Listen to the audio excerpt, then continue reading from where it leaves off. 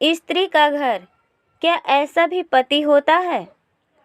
तुम्हें कितनी बार बताया है, मेरे तैयार होने से पहले मेरा नाश्ता तैयार हो जाना चाहिए। शादी के 25 साल बाद भी मुझे क्यों बार बार एक ही बात बतानी पड़ती है?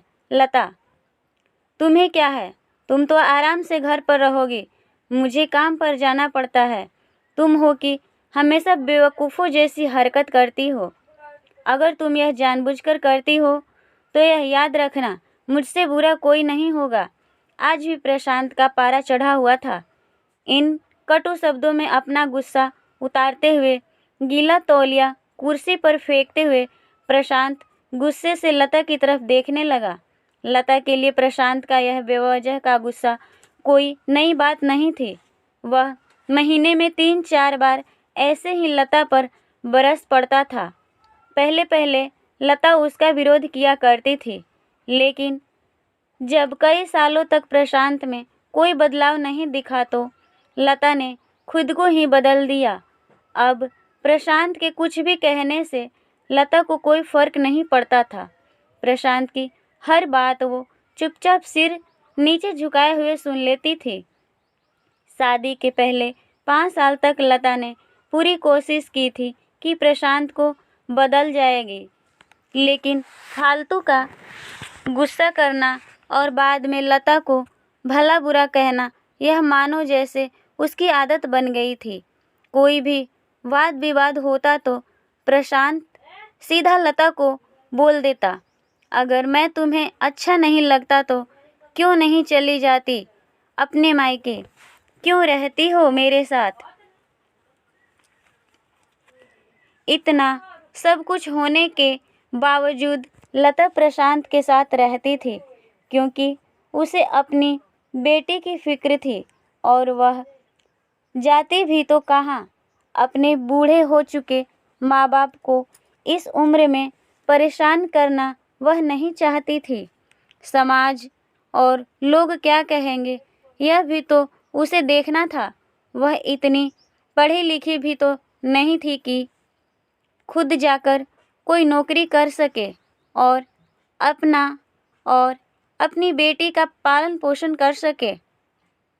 लता को अब अपनी फिक्र नहीं थी, उसको फिक्र थी तो बस अपनी शादी लायक बेटी हो रही बेटी की।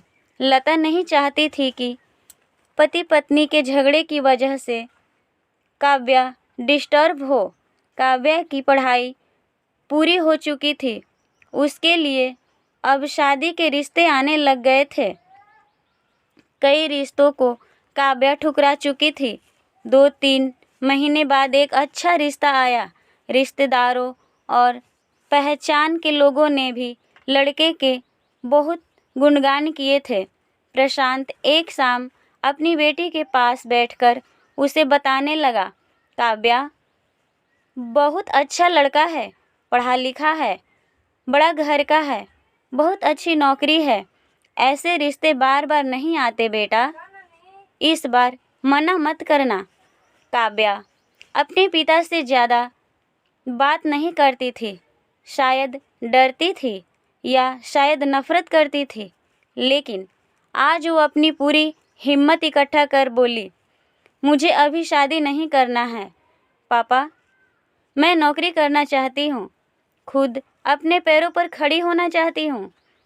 हाँ तो उसमें क्या बड़ी बात है, मैंने लड़के से बात की है, वह तुम्हें किसी बात के लिए नहीं रोकेगा। तुम शादी के बाद भी नौकरी कर सकती हो, वह तुम्हें नौकरी के लिए परमिशन दे देगा। प्रशांत बोला, मेरा नौकरी करना या ना करना उसकी परमिशन पर क्यों डिपेंड रहेगा पापा? काव्या ने पूछा। मैं कह रहा हूँ ना, तुम्हें किसी भी चीज़ की कमी नहीं होगी वहाँ। ऐसे रिश्ते बार बार नहीं आते, इसे ठुकरा मत, बहुत खुश रहोगी तुम वहाँ।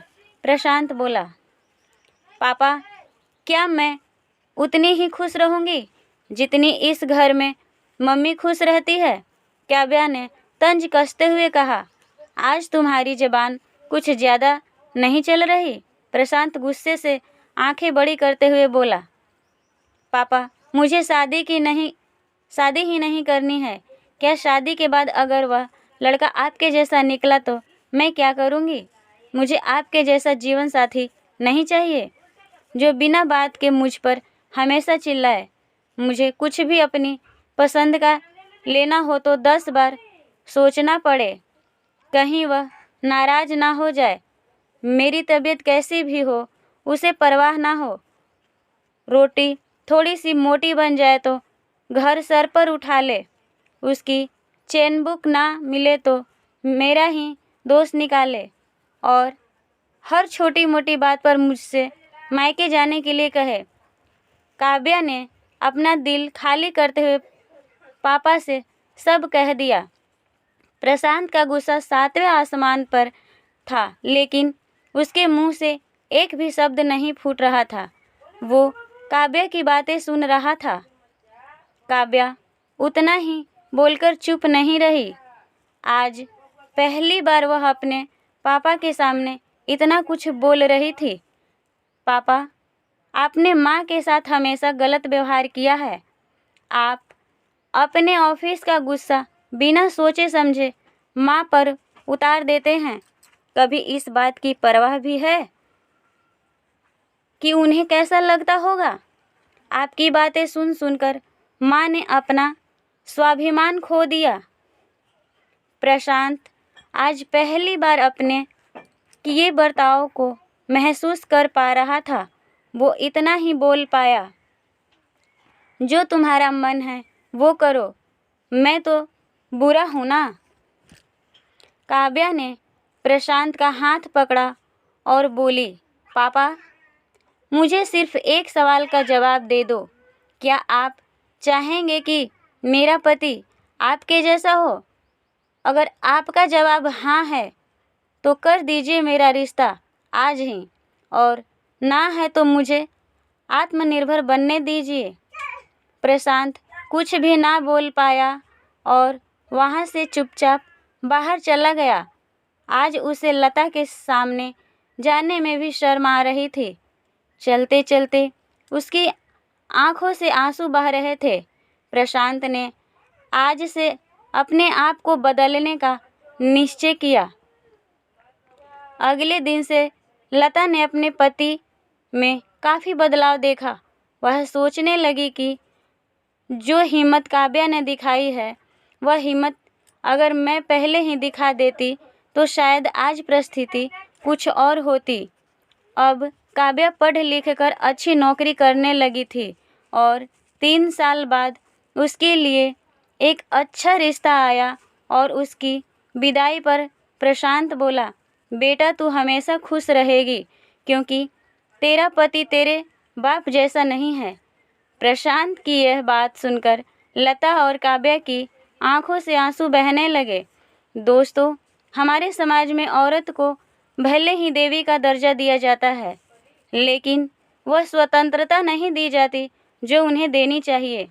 उन्हें बचपन से ही बताया जाता है कि वह पराया धन है। स्कूल से आने में देर हो जाए तो पिटाई मिलती है। मोबाइल पर बातें करते हुए दिख जाए या खिड़की से झांकते हुए दिख जाए तो शक किया जाता है।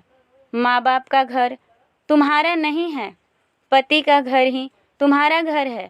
जीवन भर यह बातें बता बता कर उन्हें ससुराल भेज दिया जाता है और एक दिन किसी छोटे मोटे झगड़े में ससुराल वालों से उन्हें सुनना पड़ता है कि इस घर को छोड़ दो और मायके चली जाओ। अब आप ही बताओ दोस्तों, ऐसी स्त्रियों का सच्चा घर कौन सा? आखिरकार वह किस घर को अपना कहे? आशा करती हूँ कि ये छोटी सी कहानी आप लोगों को पसंद आई होगी। कहानी पसंद आई हो तो वीडियो को लाइक करके चैनल को सब्सक्राइब कर लीजिएगा और इस कहानी पर आपकी क्या राय है हमें अपने कमेंट के माध्यम से ज़रूर बताइएगा। धन्यवाद।